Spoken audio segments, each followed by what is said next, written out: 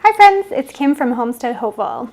Earlier today, I was able to go to our old house and pick some of the remaining things from my garden. One of those things was a nice handful of cilantro. So I've already rinsed these twice and ran them through my salad spinner so that all the moisture gone off of them. I picked up quite a bit of little just debris from the dirt, so I wanted to make sure that was all off. And then I just pop them off. You can cut them off the stems, or you can just pop off the leaves. You can use the stems too, because they actually have quite a bit of flavor in them. For this, I'm not going to use these. So I'm going to preserve this cilantro in two different ways. I'm going to dehydrate half and I'm going to freeze the other half. This can be used for different things. So anything that I don't mind the texture of, so things like soups and stews where I'm going to put it in and the texture of the cilantro is going to change anyway, that is what I will use the frozen cilantro for. The dried cilantro will go in things that need to be a little finer, so something that you would grind up the cilantro and use dried cilantro, like maybe salads. Okay, that's all of my cilantro. So I just put them on a tea towel, the little leaves on a tea towel to dry, and they are mostly dry. You want them as dry as possible before you freeze them, or else they'll get a coating of ice on them and they don't freeze as well. They become freezer burned. So you want to make sure that they are as dry as possible. So the ones that I'm going to freeze, I just have a little small cookie sheet with the top paper of parchment paper. You don't have to have the parchment paper on it. I'm going to do that just in case there's a little bit of moisture still on my leaves, that it won't stick to my cookie sheet. So what I usually do is I will have a layer, and I try not to overlap very much, but I'll fill this cookie sheet. And it doesn't matter if the leaves are pointed up or down, just try not to overlap. And this is a small cookie sheet just because I have a side-by-side freezer and I want to make sure that it will fit into the shelves. All right, that looks pretty good. It doesn't take very long for them to freeze, just a couple of hours. After they have frozen like this, I'll take them out of the freezer, and then you can put them in a Ziploc bag labeled with what they are, and they can all be together, and then you can just take out however much you need.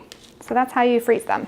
So the other method is I'm going to dehydrate them. You can dehydrate them without using a dehydrator. You can air dehydrate them. It just takes a little bit longer. You can also do them in the oven at the lowest you can do in your oven. And you just have to be very careful that they don't burn to whatever cookie sheet. So if you're gonna do them in the oven, I highly suggest you use parchment paper so that they don't burn and they don't stick. And check on them often. So again, I'm gonna put it just on here and then even them out. My kitchen already smells like cilantro. And this was just a tea towel. If you don't have a tea towel, you can use paper towels. Just any kind of clean towel. All right. And so dehydrating the herbs has to be on the lowest temperature on your dehydrator because they go very quickly. Done it on the round dehydrator, and that it did not have a temperature setting, so I just had to watch it carefully. Okay, that looks pretty good. All right. And that is ready for the dehydrator. All right, and about how long this is gonna take? A couple hours, and then I will have frozen cilantro and dehydrated cilantro. I had it set at 95, and I had it set for 4 hours, but stopped it at about 3 hours, and that was enough time. So for the dehydrator, I took out the rack above the one that I was using just because the leaves were they're kind of fluffy, so to be able to hold the leaves down, I used a tray from the rack above it. So I'll just take it out. Okay, and this is what it looks like when I remove the rack. And as you can see, they are still nice and green. Some of them I might have gotten a little too done, so they might have been like 2.5 hours instead of 3 hours. But you can see that they're definitely, so there's that one. Let's go take a look at their freezer.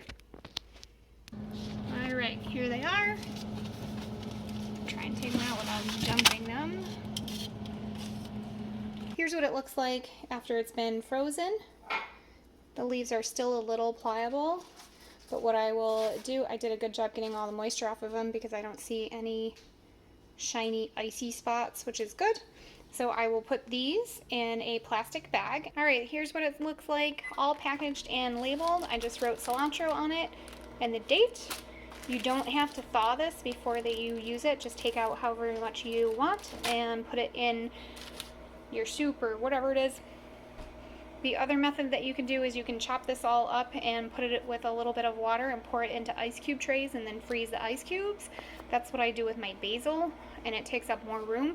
So this is why I like this one, because this can fit, you know, pretty much anywhere inside the freezer door. So thank you so much for joining me. I hope you enjoyed my 2 ways for preserving cilantro. Thanks bunches. Bye-bye.